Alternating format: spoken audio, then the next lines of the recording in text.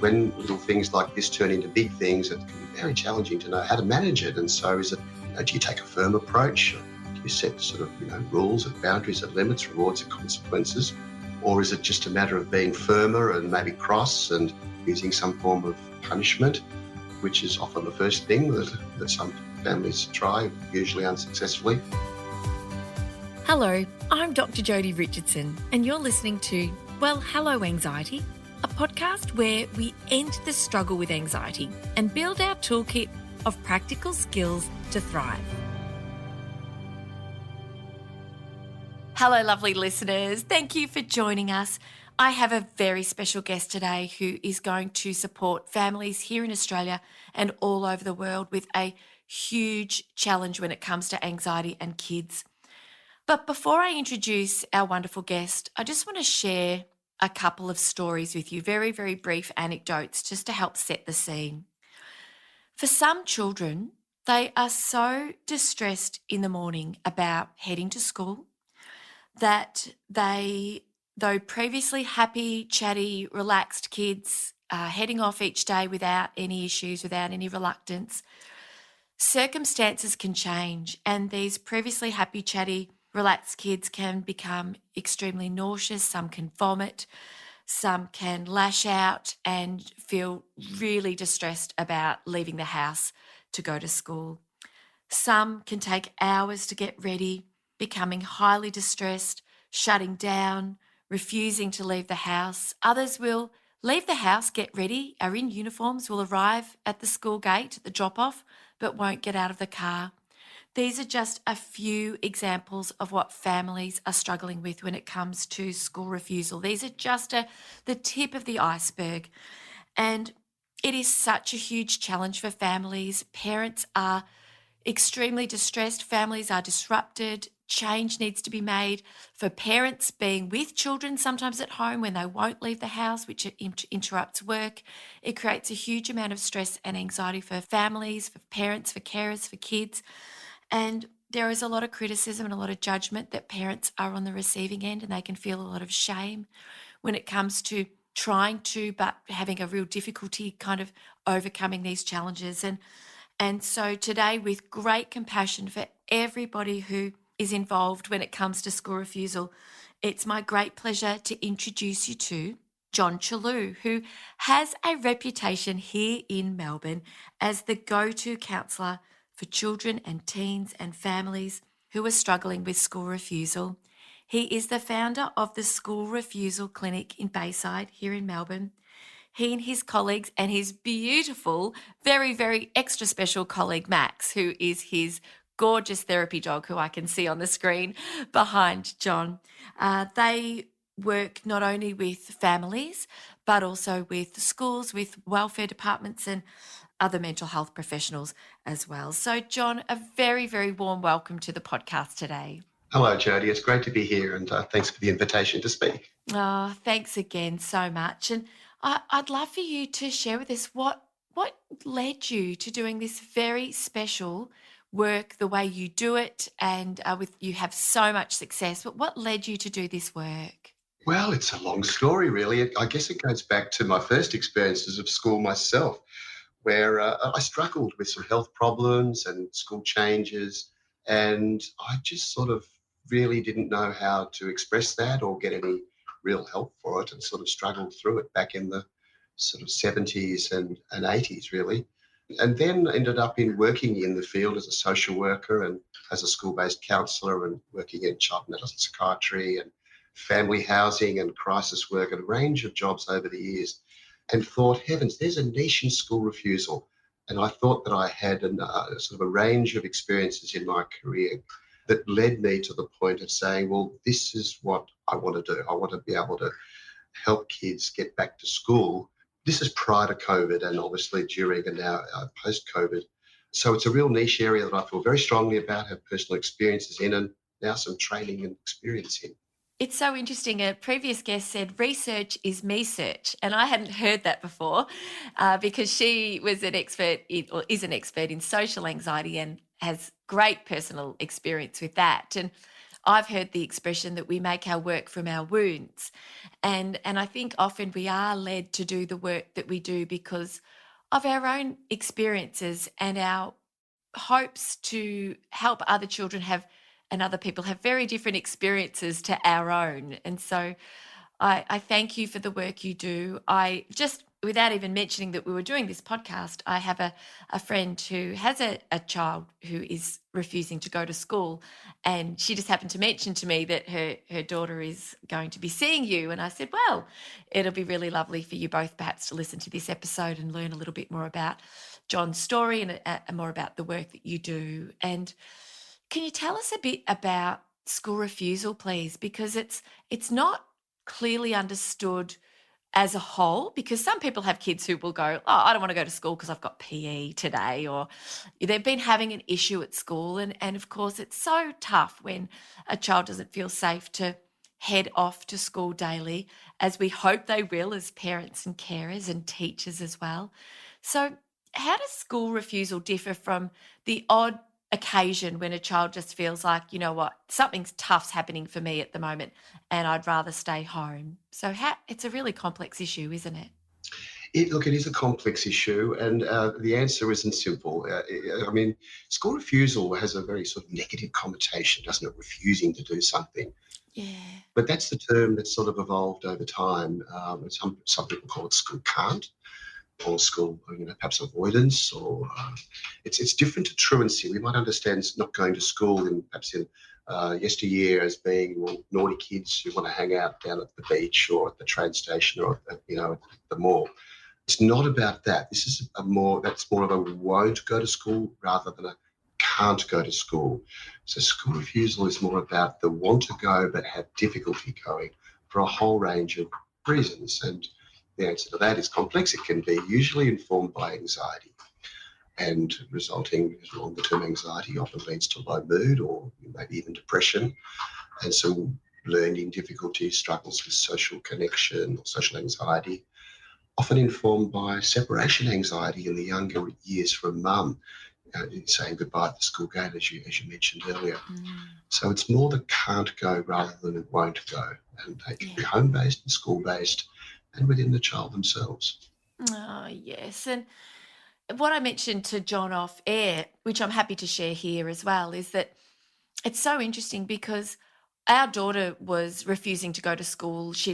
Our listeners will know that if you've listened from day dot with the podcast, that we went through a period of time where she had a lot of gut issues, and her gut issues led to this uncertainty every day. Am I going to feel sick? And then tension headaches started. And then, so we were having MRIs, we were having gastroscopies, all sorts of tests to try to understand what was at the heart of what was happening. And a lot of school missed because of the illness, and then a difficulty returning because when you're in grade 6, it's hard to get back into kind of the routine, especially because, we know when it comes to these challenges, there can be the biological challenge, the psychological challenge, and then the social challenge. And eventually we realized anxiety was playing a role, and this not going to school stemmed from, I feel sick, I can't go to school because I don't feel well, to this anxiety and the nausea that comes with anxiety and so on. So it sort of all kind of got quite interwoven. And eventually we realized, okay, I need to get her over the line. But prior to that, I would have said black and blue between both of our children, I would never face this challenge. And so whilst people listening, you might not struggle with this yourself with your own child, but you might have a friend who does, or this might be something that can happen in life for families in an unexpected way. And so I hope that this is an episode that really helps people, whether they are experiencing this in the now or in the future. And so I'd wonder if you could tell us, how does it begin? What can precipitate school refusal? Because there's a spectrum, I suppose. There's early warning signs, and they are precipitated, no doubt, for a range of reasons. So how does it kind of begin, and what can it look like in the early stages? Well, school refusal is sort of a function for, or a behaviour, I suppose you could say. It's not a diagnosable mental illness as such. It's not found in the DSM-4 as a category of diagnosis, but it's a cluster of behaviours which can start very early in life. often informed by separating from mum. So, dropping off your child off to daycare or maybe kinder, prep, or the early years and having difficulty saying goodbye at the gate. So separating from mum is a very common problem, normal problem for little ones. But some children really struggle with it to a larger degree and can struggle with it right through their schooling for a whole range of reasons, individual reasons. So can start in the very early years, and research is now saying that kids who struggle with school attendance and that separation issue at a young age can continue on to struggle with separation in the later primary or junior years, and then also into secondary years as well. So as I say, it can start very early. It can also not just be around anxiety, it might be around sleep difficulties, getting to sleep at night and sometimes separating from mum at night. Sleeping in mum's and dad's bed can continue on right through the primary years. And actually lately, since COVID, we've been noticing kids sort of decompensate a bit and wanting to go back to the comfort of mum's and dad's bed to sleep at night. So that causes complications for sleep, and then feeling rested in the morning and then able to get up in the morning, get out of bed and have the energy, the motivation to approach the day and face the social and academic challenges the school puts before children. And facing the day is harder for some than others, isn't it? Some feel like they have to sort of almost put a bit of an armor on to get through the day, and it can be really, really tough. And so, yeah, I can imagine that some kids, especially after a night where they're not well rested, they just don't feel like, I just can't do it. I just can't do it. And so I guess it always begins with a day where they don't go to school, doesn't it? It always, that's how it begins. And of course, when our kids are not well or not well rested or exhausted and they might need a day off, of course we, as parents we'll say, yeah, of course, if that's what's needed and it's justified, they can have a day home. How does it go from needing sort of that day home? What sort of things would be happening, and what sort of things would parents be hearing and observing that would give them a little bit of insight into, oh, this could be building into something a bit bigger? Well, it might be an increase in, well, it's a sort of change in behaviour. So it might be, firstly, reluctance to talk about school or to want to go to school. Usually younger kids won't be able to articulate this. So it'll be, Mum, I don't feel well enough. I can't go because I'm not well. So it might be a tummy ache or a headache or some sort of upset that they can't articulate. But usually it's I don't feel well enough to go. And of course, on the back of the last 2 or 3 years with school lockdowns due to COVID-19, it's been normalised that, you don't go to school if you've got a bit of a cough. And so now in the post-COVID era, a little cough might mean that, you can't go to school, and kids are used to staying at home as a solution to, not spreading the virus or not catching the virus. So that's another issue, I suppose, that we're dealing with at the moment. But so look, getting back to your question before about what to look for, what are the early signs? It might be arguments with mum and dad. Mum and dad are sort of trying to understand the problem, might misunderstand the problem and see it as a behaviour. My kid's being lazy or defiant, and they might want to set some limits around bedtime and getting up and getting dressed and getting off to school, and then conflict can arise in the morning or at night or both, and that can spin into the child acting out or shutting down, isolating themselves in their bed or bedroom, and then not coming out in some instances, or quite a different response, and that might be acting out. So getting verbally or even physically aggressive towards mum, and challenging behaviours can evolve, which parents are sort of struggling to deal with in their own ways. Dad might deal with it in one way, mum might deal with another. That can cause some parental conflict, puts added stress on the family, and of course if siblings are around and they can see this happen, and so it becomes a real problem for the whole family, centred on one child who can feel at the centre and sometimes the cause of this problem.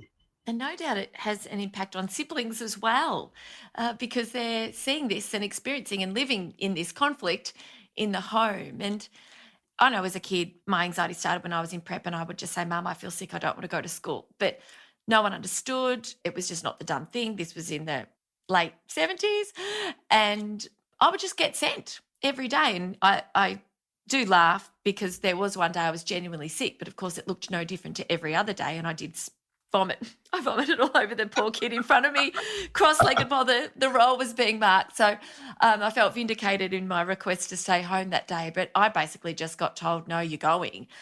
And I can see how easily it can become a pattern. And, we learn very quickly as our kids get past that point at which we can buckle them into their child seat that we can't make them do things they don't want to do. And certainly any making a child do something is not going to ultimately solve the problem, is it? It's about cooperatively working towards a solution.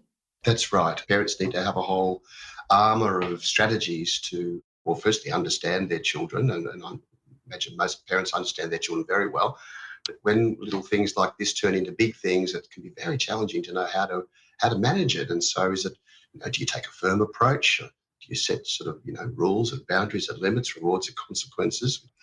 Or is it just a matter of being firmer and maybe cross and using some form of punishment, which is often the first thing that some families try, usually unsuccessfully, and then develop the skills to be able to negotiate, get kids to negotiate and talk about the problem so that they're actually putting into words something that they might find very difficult to do, because these big feelings can be, we can observe behaviour, but we can't read kids' minds. They might be holding on to all sorts of little worries that have turned into big worries that the parents are not aware of. Yes.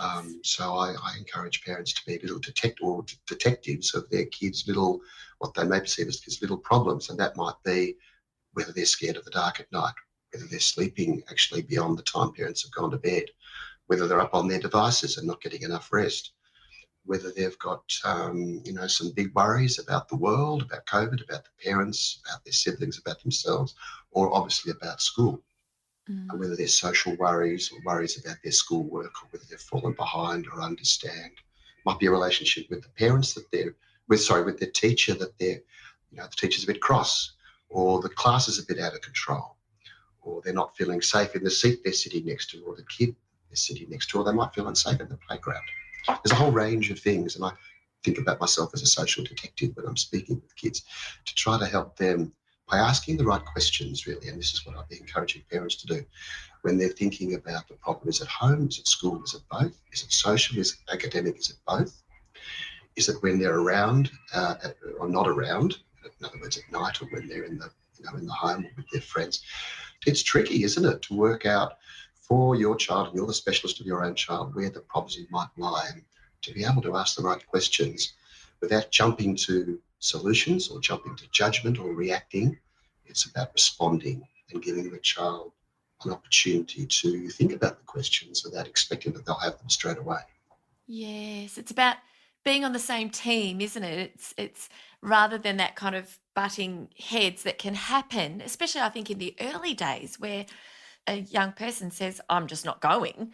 And like you say, you've explained so beautifully about sort of the process of the types of steps parents can take to try to kind of get their child across the line with school every day. And no doubt parents become distressed and frustrated and sometimes probably angry as well about, well, what's happening, because it's so disruptive to family life. And so the idea of being that detective and asking the right questions and responding to what's happening for the child. And what you said before too is so important, this idea that we can observe behaviours, and it's a bit like the iceberg, isn't it? You can see above the water what's happening, but below, when it comes to anxiety, like you say, you're not a mind reader, so helping them to articulate what their mind is saying to them. And one of the ways I've shared with parents on here before and teachers is for kids to give their mind a name.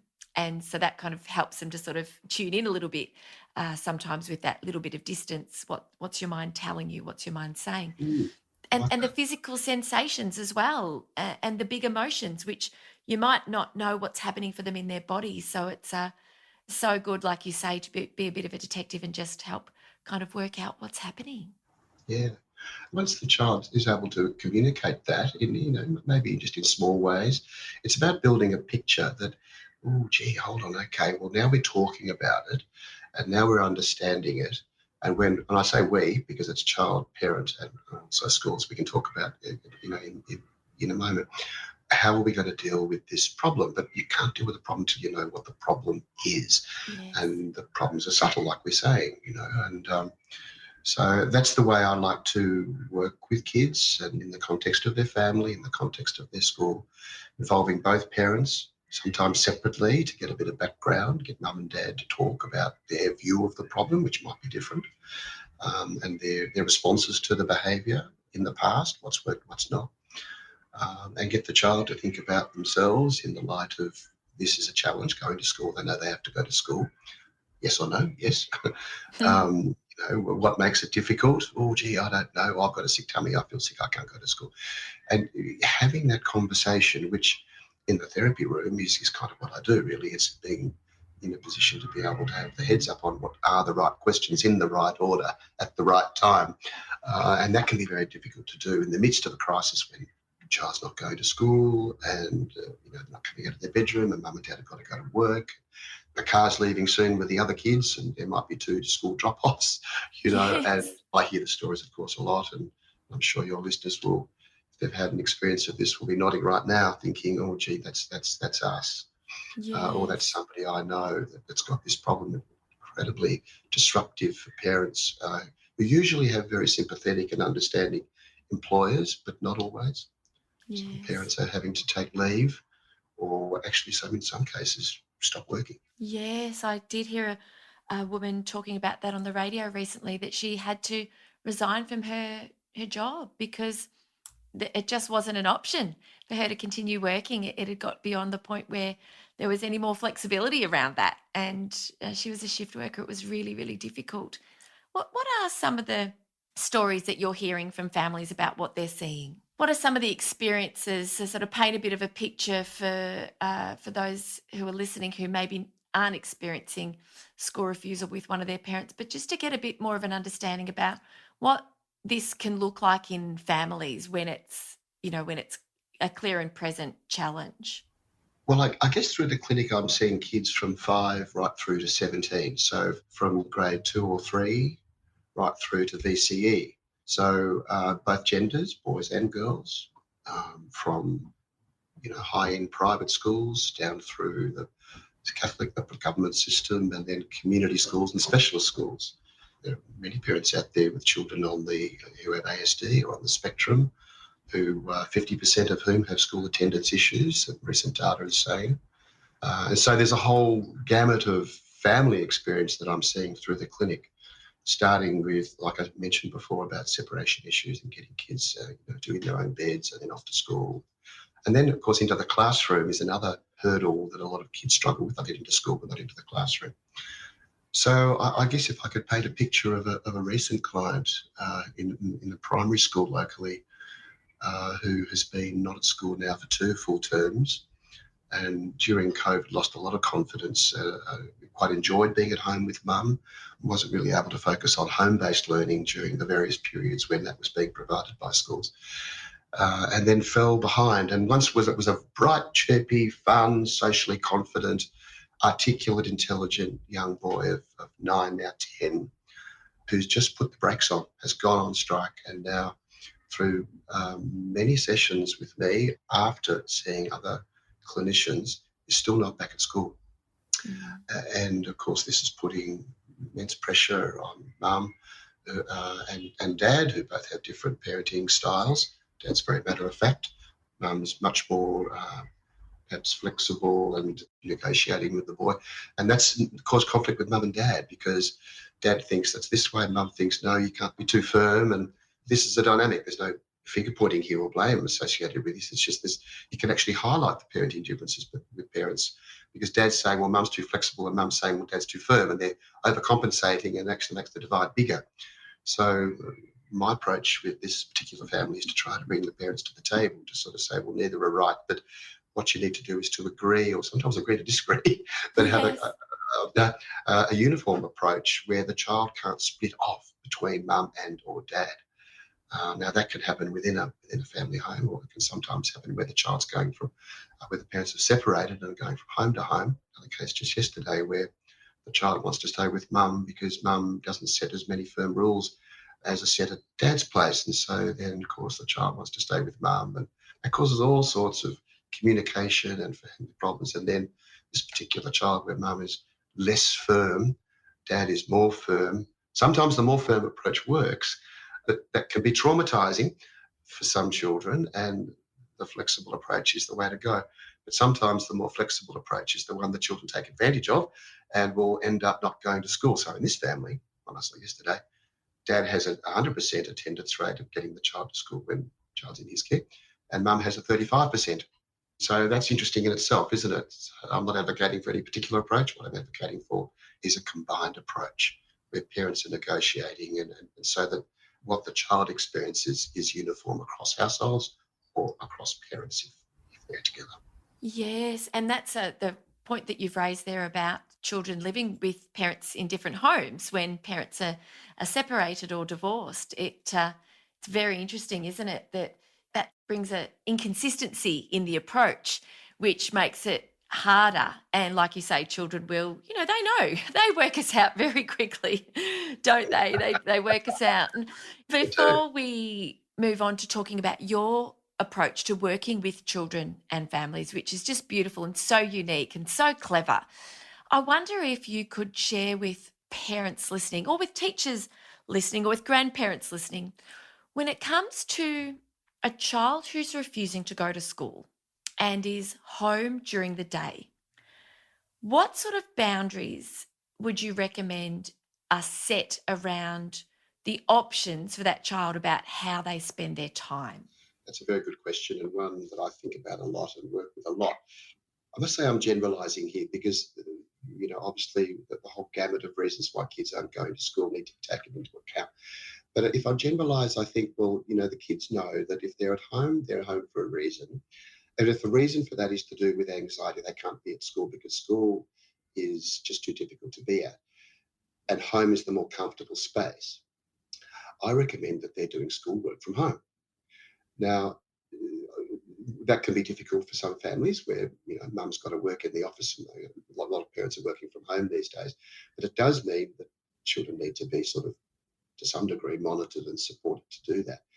So this is a tricky area, but I usually advocate that schoolwork gets sent home if possible. It might be just worksheets.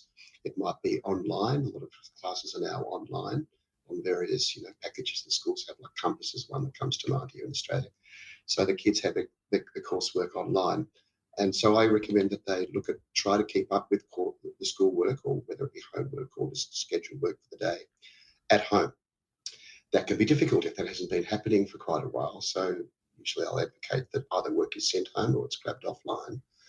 And then something tangible is done, not necessarily hours or in front of, with pen and paper in hand, but it's actual work outcomes. So it might be a worksheet for a primary age kid, a math sheet or a reading task, and maybe a piece of artwork. So something is being done at school and then taken into school the next day and dropped off to the office or to the teacher, so that the contact with the school is happening in terms of schoolwork, but it's also being taken in physically in the morning at what would normally be school drop-off time. Right. And sometimes I advocate that the kids are wearing school uniform. They're not at school, but they've got their sort of learning hat on. Not always, sometimes. It doesn't always work. Yes. But when they go to school, they're still in their school uniform, you see, and they're taking in work. They're not at school, but they're still doing schoolwork and connecting with their teacher, connecting and walking in that school gate and developing that sort of regular behaviour, which doesn't fall away, because once it's all fallen away, the schoolwork and then literally getting up, getting dressed, getting ready and going off to school drops away. It's very hard to get that back. Or it's harder to get that back. Yes, it's so clever. It's so clever because, like you say, it can be hard to get that back. The longer the gap, the more challenging it can be to sort of cross that line into the school buildings, like even just through the gate, getting out of the car and just maintaining that sort of routine. It's so clever. It was so tricky for me as a parent. I can really relate to parents. My heart goes out to anybody who is struggling with this, because I was trying to tease out the difference between a physical illness that was really debilitating and really serious headaches that were accompanying the gut pain and the sickness, versus those very same symptoms that are anxiety symptoms. And trying to sort of tease it out, have a lot of compassion, but also have some boundaries in place because my frustrations were rising. I wasn't taking them out on her, but I was inwardly becoming just so frustrated because I was struggling to get my work done, and I'd present from home or I'd be traveling or whatever. And so, we have our own needs as parents. And when we're used to having our kids at school every day, it can be so difficult. And I remember seeking some counseling around this for myself, just to sort of get some boundaries in place for me and to support me. And that was really just through ringing Parent Line a couple of times. That was what I needed. And she said to me, I'd love your views on this. Weekdays are work days for you, Jody. That's your weekdays are your work days. And so be careful not to make being at home too fun. Be careful not that being at home with you is not, because I'm a warm, compassionate, kind mum, and my heart did go out to her. I knew that she'd love to click her fingers and be back where she was, feeling great, being back with her friends. But so I knew that was hard, but I also didn't want to make being at home so comfortable that it was even harder to break that cycle. So how comfortable or uncomfortable should we make it when our kids are, in this? I mean, I'm laughing because it's challenging, and I know there's no one size fits all, but gosh, it was hard. Well, home is a very comfortable place, and during COVID, we've got used to being at home, being close to our bedroom, close to our tech, close to the dog, the TV, and the fridge. Yes. Mum, I want to get something from the fridge. Just go and help yourself, and you can't do that at school.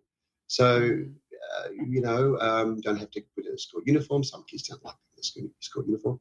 So, look, I think yes. Look, I'll take your point, and I do advocate this to parents at home. The job for parents is to be at work during the working week, and for kids, their job is to go to school. And if they're not at school, well, home needs to be not too comfortable, so that there are still because routines can drop away very quickly. It'd be very easy to say, okay, well, I'll just get on with my work in my office, and the kids can watch TV or go on their iPad or stay on their PlayStation. And of course, this can mean that there's behaviour creep, and that behaviour creep can mean watching your favourite TV show. You know what I mean? And it can grow. So I think what you say is right. That the home needs to be comfortable if you're sick. If you're sick, okay, you see a doctor, and you're in bed, or you've got your feet up and you're getting well. But if you've got a sort of a psychosomatic issue, tummy ache, headache, well, that you can have a bit of a rest in the morning and maybe have a bit of a Panadol if that's what is required, if the doctor recommends that. And the anxiety will normally go away, and then the kids are fine. Because the anxiety, if it is psychosomatic and it's caused by, the imminent, off to school journey, the anxiety goes away, then there's no reason why the kids can't be doing schoolwork, because the anxiety's dropped away. So I think if the parents make that an expectation, the kids are like, well, I can't get out of school because I've got to do it at home anyway. And it's not that comfortable at home. And hey, I'd prefer to be at school with my friends. And if there are anxieties that get in the way, well, maybe we need to talk to the counsellor about that at school, or the external counsellor, mum and dad, and try to find a problem. And for some kids, they'll go back to school when they realise, because it's more of a behavioural thing, it's trying to get away with stuff. It's not that, but it can be that, or it's a combination. For other kids, it's genuine high anxiety, school phobia, panic attacks. Sometimes it's from a chronic fatigue, or really low mood, very low motivation, loss of enjoyment in life, almost no friends or very few friends, or lost contact with friends, and an extremely daunting situation for kids to confront going back to school when they're going to be suddenly the centre of attention, and not knowing what to say to their peers when they walk into that classroom or into the playground, which is really the number one concern. This is a social anxiety for kids. They're saying to me in the largest of numbers that I just can't go back to school because I don't know what to say. It's a social issue. It's the primary one is that I see. Yes. Oh, look, it is. It's a big and complex issue, and I'm so grateful again for your time. And for you helping us learn more about it, and for parents who are in the thick of it with their children to understand the important role that they play, to feel heard and seen, and that we hear you and see you. We know how hard it is for you, and that but there also is help available. And so, John has shared with us already so many insights to understanding school refusal, to the important role of parents and carers, and what can be done in a home setting. And it's really important, I think, that we continue this conversation to learn more about the way John treats children, works with families, works with schools. And so, John very generously is going to extend our conversation, and you can listen to the next part of our conversation in the next episode. So thank you for joining us for this particular episode. Please share this with anyone who you think might really benefit from it, or share it with your school if you think the school might share it with the school community to really support families. And I really look forward to talking with John. Obviously, we'll continue our conversation and to bringing that episode to you for next week. All right, thanks so much. Bye for now. Thank you so much for joining me for this week's episode. If you enjoyed it, please subscribe and leave a review. To keep the conversation going, I'd love you to join me over on Instagram. You'll find me at Dr. Jodie Richardson. Also, if you'd like a copy of my free 5-day mini email course, Calm Your Anxious Brain, then jump over to my website, drjodirichardson.com, and you can sign up down the bottom. I've really enjoyed having your company. Thanks so much. See you next time.